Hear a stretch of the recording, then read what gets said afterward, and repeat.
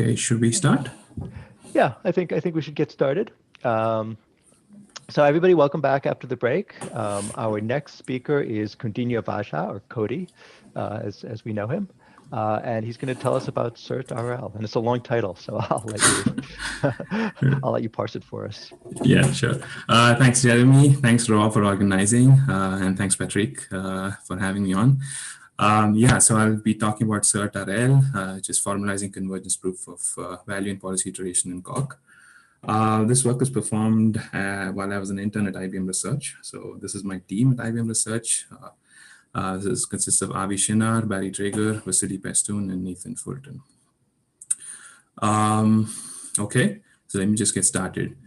So as you've probably seen from the past couple of talks, reinforcement learning, there's been mention of reinforcement learning. I was an outsider to reinforcement learning, and I only know reinforcement learning while learned reinforcement learning rather while formalizing it. It's probably not an ideal way to learn something, but here we are. So reinforcement learning algorithms solve sequential decision-making problems in which the goal is to choose actions that maximize a quantitative utility function.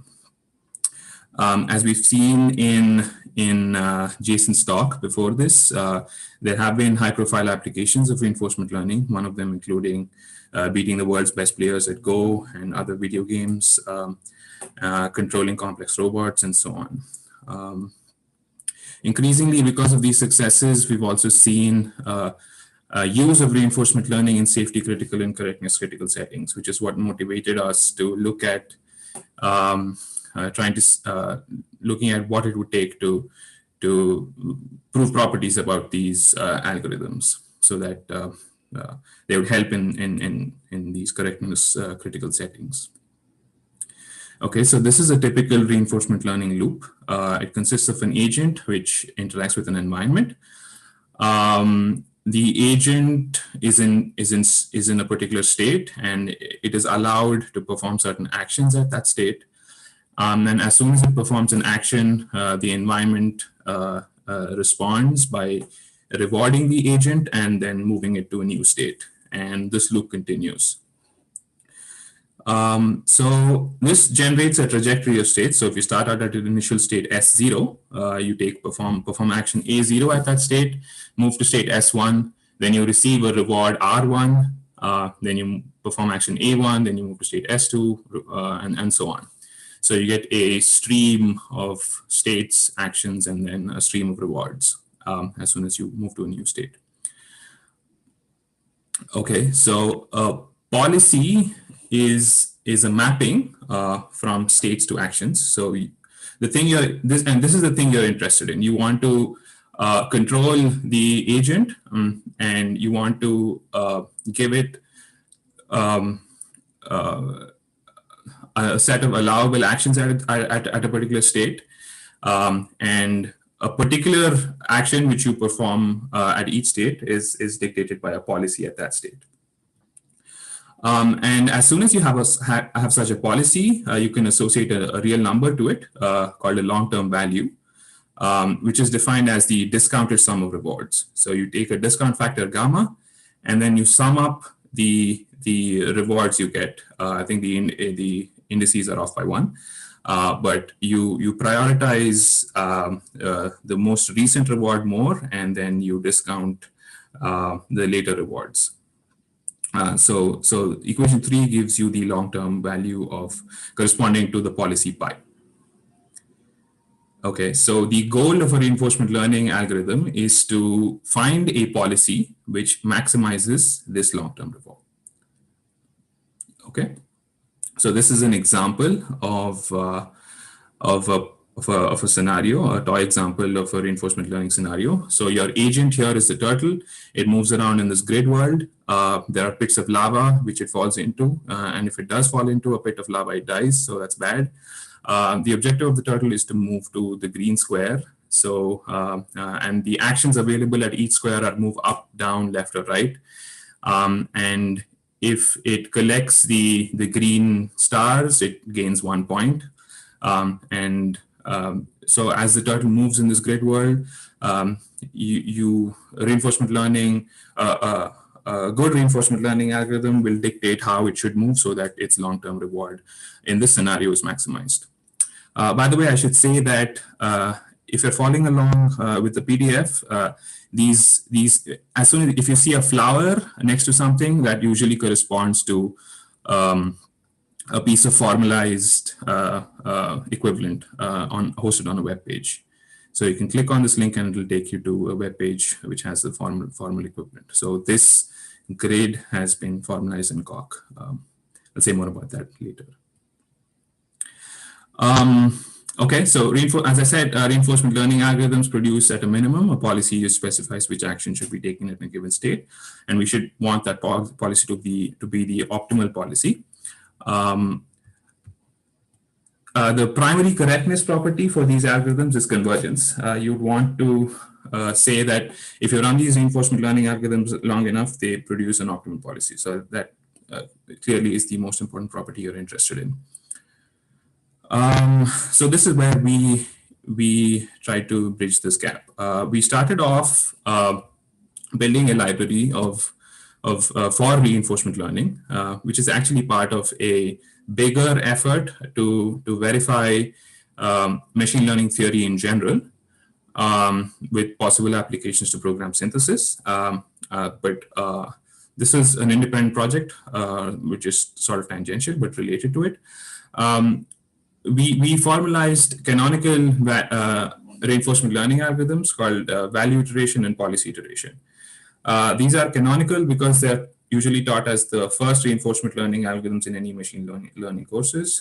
And their convergence proofs are sort of typical in the sense that most reinforcement learning algorithms, their convergence proofs contain ingredients which can be traced back to the arguments for value and policy iteration. In most implementations, the convergence is usually assumed implicit. And these are classic in the sense that they are at the core of the dynamic programming paradigm. So these date back to 1950s Richard Bellman. So in order to talk about reinforcement learning, we need to first talk about Markov decision process. So this is how a Markov decision process is implemented in Coq. A record in Coq is the same thing as a structure in Lean. It's a inductive type with one constructor, and these are its fields. There is a state, and there's an action, which is a dependent type on the state. So for every state, you get a type of actions available at that state. I posit that the state and the action and the fibered action spaces are all finite, and they're also non-empty. These are typical assumptions. And probably the most important two fields here are the transition structure and the reward at each state. So let me just start with the reward first. The reward is a function which has this following type. It gives you, so as soon as you are at state S and you perform action A and you move to another state S prime, you get a reward. So this function is known for all states S and S prime and all actions. Also, you also know the transition structure. So at a state, if you take a particular action, you don't automatically move to a new state, but you only move to a new state up to a certain probability. So this is the most important thing, and we're assuming that we know this. So this PMF right here is the type of probability, discrete probability distributions on the type state. I'll say more about this in a second. So we've seen before that as we take these actions at each particular states, we generate a stream, and this stream may be finite or infinite. I will say more about the finite case right at the very end, but for the purposes of this talk, we consider infinite horizon, gamma discounted Markov decision processes. Okay, so as I said before, a decision rule is a function from the state to the actions available at that state. And I actually call this a policy. A policy is just a list of decision rules, one decision rule at each instant in time. In the infinite time horizon case, we usually consider a stream of decision rules. Now, we're also making another assumption here that all policies henceforth, although I'll change this assumption at the very end, but for the rest of the talk,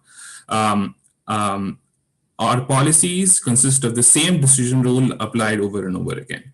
So this is called a stationary policy. You apply the same decision rule at every instant in time. Okay, I hope you're with me so far.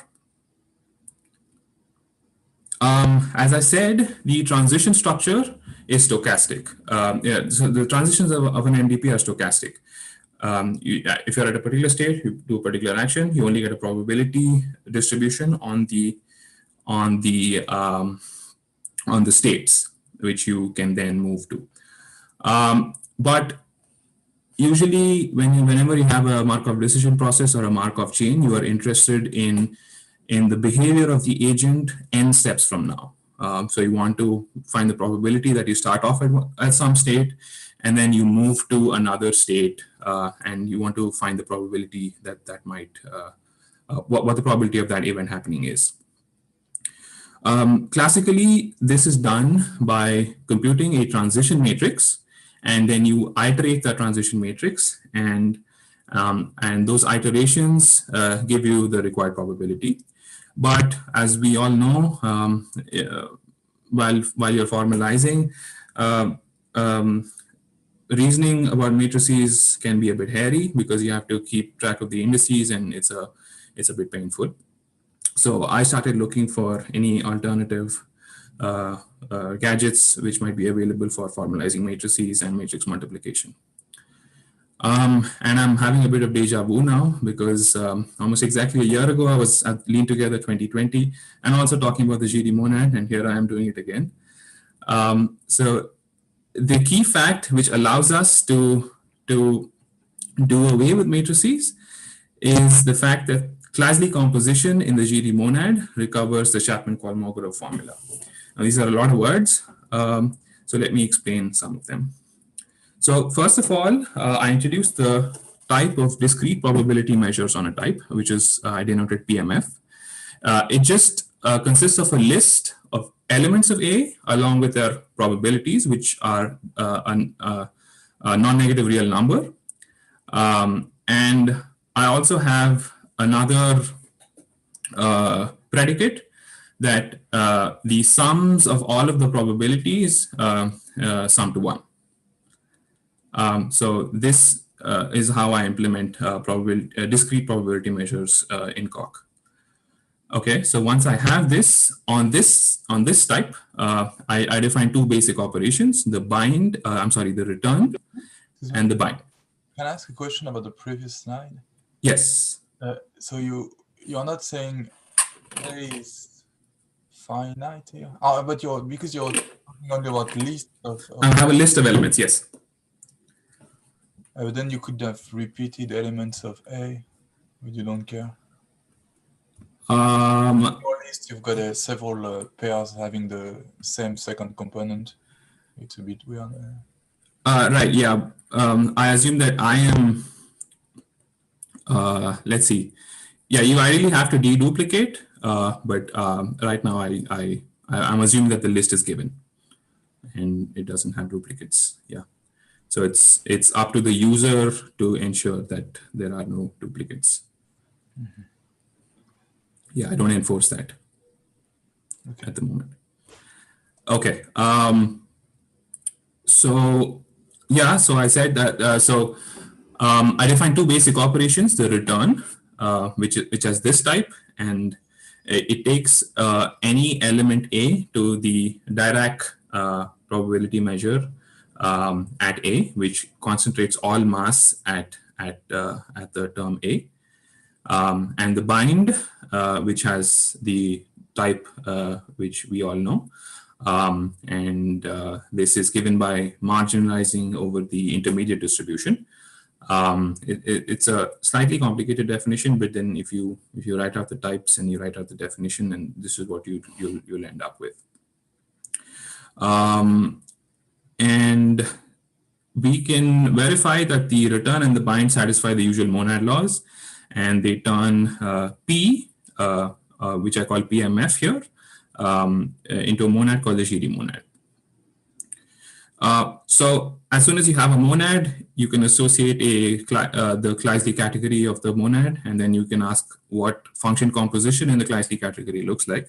So I ask the same question of the Giry monad here, and then if I write that out, the Kleisli composition is defined as in equation 4. If you know a bit of Haskell, this is just the fish operation. So if you write this out, if I expand the definition of bind, and then I put X and C together, and then I get equation 6. So if you just concentrate on the summand of equation 6, that's fxb multiplied with gbc. So I can think of this as the probability that I start at X, I go through B, and then I end up at C, following the probability distributions given by F and G. Now, if I sum over all of the intermediate distributions, I get the total probability that I start at X, and I end up at C. So this is exactly the Chapman-Kolmogorov formula. So this says that we recovered the Chapman-Kolmogorov formula through the Kleisli composition of the Giry monad. So this is what allows us to do away with matrices. Instead, we can just start with the bind and return, prove some elementary properties about them, and then in a flash we get the Chapman-Kolmogorov formula for free. Okay, I already said that. Okay, so what does this do for an MDP? Well, remember that if I have a fixed decision rule, which, if you recall, takes a state to an action, then I construct this Kleisli arrow T pi, defined as Ts of pi s. T, if you recall, is a transition structure, which takes a state, an action, and returns a probability measure on states. So if I can evaluate T at S and pi of S, remember that pi of S is an action, and then I get a probability measure. So if I start off at an initial state and I follow a stationary policy, which is just doing pi at every instant in time, and I repeat that k times, I recover the entire probability transition structure after k steps simply by k-fold Kleisli Iterates. And that's what I say in equation 7. Now, equation 7 gives me a probability measure. So at the end of k steps, I have a reward function. So I can integrate that reward function with respect to this probability measure to get the expected reward after k steps. And that is exactly given by equation 8. I just take the expected reward of the expectation of the reward evaluated at S and pi of S with respect to the probability measure defined in equation 7. Okay, so it's all routine. So the long-term value, which I briefly alluded to at the beginning, now takes the form given by equation 9. So I start off, if I have a stationary policy, I have expected rewards at each state, which I compute with by the formula 8, and then I discount them, and then if I sum them up as an infinite series, I get what is called the long-term value associated to the policy pi. Okay, so now expanding out the infinite series, we can prove that it sort of satisfies this functional equation given by equation 10, and this is the famous Bellman equation. If you've not encountered this before, you see that on the left-hand side, there's a V pi, and the V pi also occurs on the right-hand side.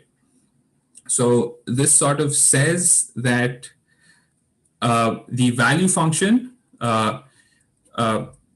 equals the immediate reward which you get after performing the action pi, and then the discounted future rewards, which is given by the expectation of V pi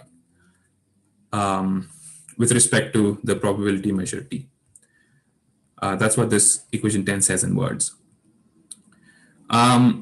So abstracting out the right-hand side of equation 10 and replacing V pi with an operator W from S to R, the Bellman equation 10 says that V pi is the fixed point of this operator B pi.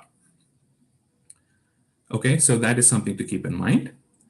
However, recall that the objective of a reinforcement learning algorithm is to maximize long-term value. That means we want a policy such that we want to maximize V pi. So I have the optimal value function V star, which is defined as the max of V pi over all possible policies pi. This maximum exists because all of the sets and everything inside is finite. Okay, so this is where Bellman optimality comes in. So Bellman's key insight was an optimal policy has the property that whatever the initial state and the initial decision are, the remaining decisions must constitute an optimal policy with regard to the state resulting from the first decision. I can't say that any better. So I think that's pretty self-explanatory. So if you write out V star, then you see that V star is also satisfies another similar Bellman equation, V star. And if I do the same trick again, abstract out the right-hand side of the second equation, I see that V star is the fixed point of this operator, which I denote by B hat. Okay. Any questions so far? Maybe I'm going a little too fast. What do you mean by the fixed point? Is there a unique one? Yeah, I will prove that there is a unique one. Right now, as of this slide, it's just a fixed point. Yeah.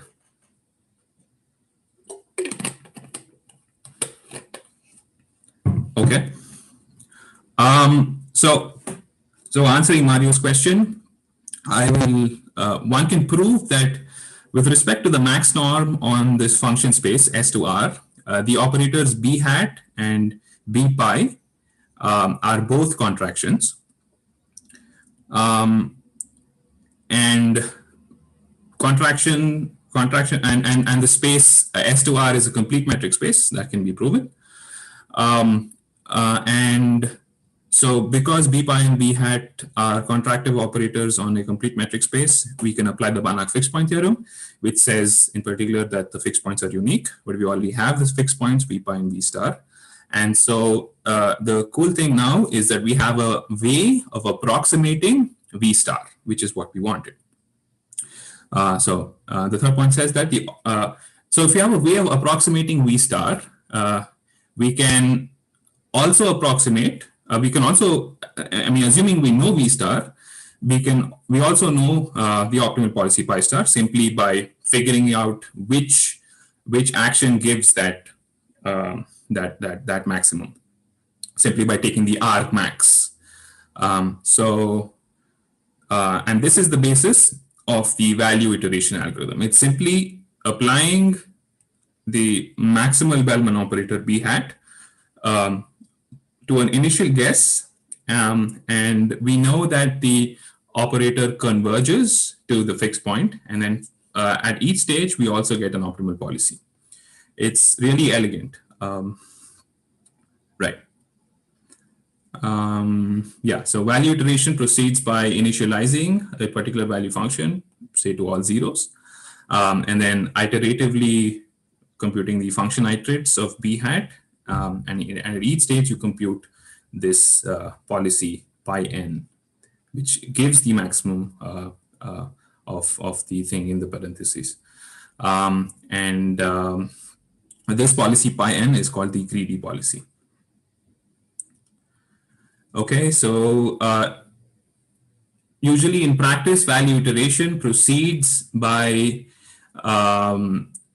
the Banach, first of all, the Banach fixed point theorem only says that the convergence is asymptotic. So in practice, if we want a definite stopping condition, we usually fix a threshold And then we see when the differences of the iterates get smaller than that fixed threshold, and then we stop. So policy iteration is another algorithm which benefits from a more definite stopping condition. And I won't go through the details of this, but essentially policy iteration consists of two steps: policy evaluation and policy improvement. And then that's repeated over and over again. And the key property which leads to the stopping of policy iteration is that as you do a policy improvement, you actually improve the value, the long-term value. At each stage, you compute a new policy, and then that policy is a strict improvement over the previous one. And eventually, since all policies are finite, the algorithm should stop at some time. Okay. So this is all plain reinforcement learning, good old reinforcement learning. This has so far I haven't told you any formalization details, and now I want to talk about how actually the formalization goes. As I said, that the convergence proofs rely on the classical Banach fixed point theorem, which is what I state here. I'm pretty sure everyone knows the statement. The only difference is that instead of stating this over the whole metric space, complete metric space X, I only stated for a complete subset of it. So if F is a contraction which preserves a subset phi, then F has a unique fixed point in phi. And it also gives you a method of computing that fixed point as the limit of the iterates starting at an initial value. Now, if we just restate this as the following co-induction principle, which I read as if phi is a complete, if phi is a closed non-empty subset of X, which is preserved by the contractive map F, then the fixed point of F is also in phi. And stated this way, at first sight, it doesn't look like we've achieved much, but this is actually pretty powerful because it's a nice induction principle. Like everyone loves induction principles, or co-induction rather. So this is called metric co-induction, and this was explored by Dexter Cousin in some of his papers. So our formalization relies on co-induction in a key way. So why is this important? Well, this is important because it helps us streamline and simplify some of these proofs. Why? Because, well, whenever you're dealing with the fixed point of a contractive operator and you want to show that it satisfies some property, typically you have to go through low-level epsilon delta arguments. But now all of those arguments are neatly subsumed in one proof rule. So we can do reasoning at a higher level of abstraction. All of the hard work was already done once in the proof of the fixed point theorem, so there's no reason to repeat the same thing again. Okay. So instead of applying metric co-induction to a general metric space, complete metric space, we apply it to a metric space equipped with a partial order. And in that case, metric co-induction specializes to what is called contraction co-induction. The terminology comes from a paper of Faze, Hansen, and Moss, which we followed for our proofs, for our work. Yeah. So if X is a non-empty partially ordered complete metric space in which these sets X such that X is less than or equal to Y are closed for all X, for all Y and Z. And if F is a contraction and is order preserving, then if F of X is less than or equal to X implies that the fixed point of F is also less than or equal to X and the dual statement. So order statements concerning fixed points are very easy to reason about now because we have this proven. And this is an example of a proof by contraction co-induction. On the left-hand side, we give you an English proof.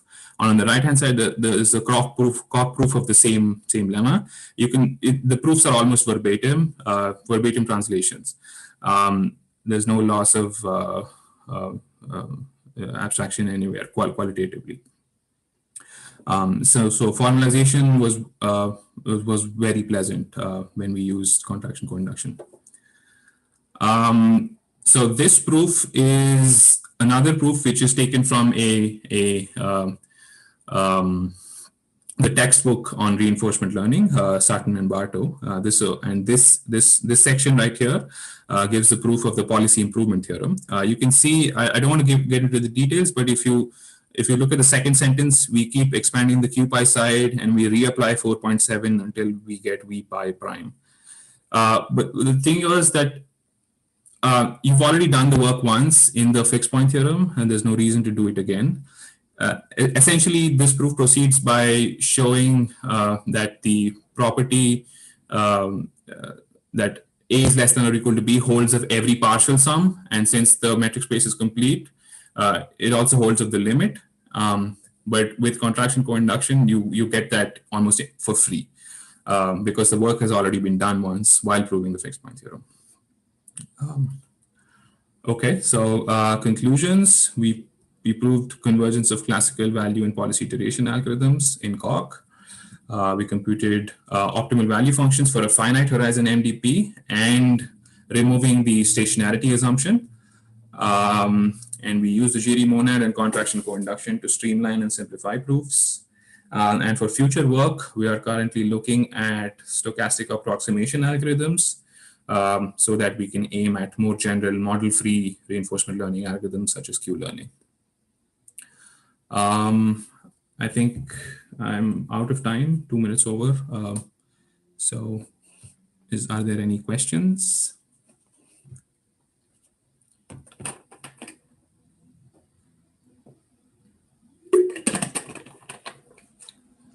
Or maybe I cannot hear you. Or I cannot hear you, at least. I'm sorry. Thank you, Flores. So thank you, Cody, for a lovely talk. We are like 1 or 2 minutes over, but I think we have time for a question or two. So feel free to unmute and just ask a question. I just had a question in the chat to Cody. Okay, let me. It's been a while since I looked at the Banach fixed point theorem, but do you prove that the iteration is monotone toward the fixed point so that when you meet your stopping condition, you're guaranteed that all future iterates will be within the same error bound? Well, we prove our convergence. We don't say anything about the rate of convergence. We just prove asymptotic. But yeah, proving statements about the rate of convergence is on the horizon. We want to say something about that too as well. Well, if you can, rate of convergence is even stronger than what I'm talking about. I'm just talking about, can you prove that once you meet the stopping condition, it's never going to get outside that stopping condition? So that the future iterates are all going to still meet the stopping condition. If you prove that, that's enough, right? Yes. Actually, Yeah. rates of convergence would be stronger. That'd be guaranteeing that. Okay. And anyway, this is a little bit weaker. Not much, but a little bit. Right. Probably easier to prove. Slightly. Yeah, I'm just trying to think if that follows from what we have. We don't prove that exactly. Yeah. We have something like that in the general settings of Banach, of complete metric spaces. I don't know how hard is it to apply. Yes, there are certain rates of convergence theorems in Banach spaces. I didn't see you using one, so that's part of the reason I asked. No, we don't use that. One more question from Flores. Did you have a question? Yeah, I was wondering, you said you didn't like matrix multiplication and therefore used the Giry Monad. So, yeah.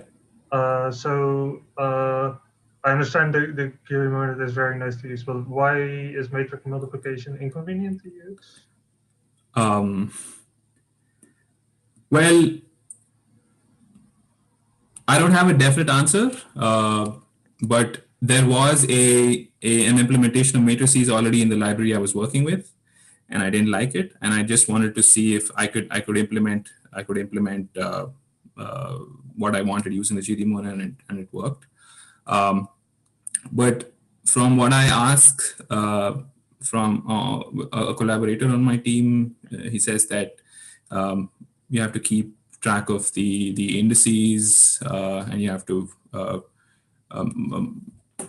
and you have to prove that your indices always stay within bound, and you have to prove how matrix multiplication works. So that just felt like too much work. I confess I don't have a better reason than that. Okay. Yeah.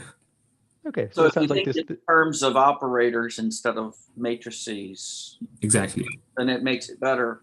But that's part of linear algebra as well. So the matrix work can be done in the background if you code your algorithms so that you're working with linear transformations and tensors and so forth instead. So. Right. Okay, so it sounds like this will be a really good topic for discussion in the social hour.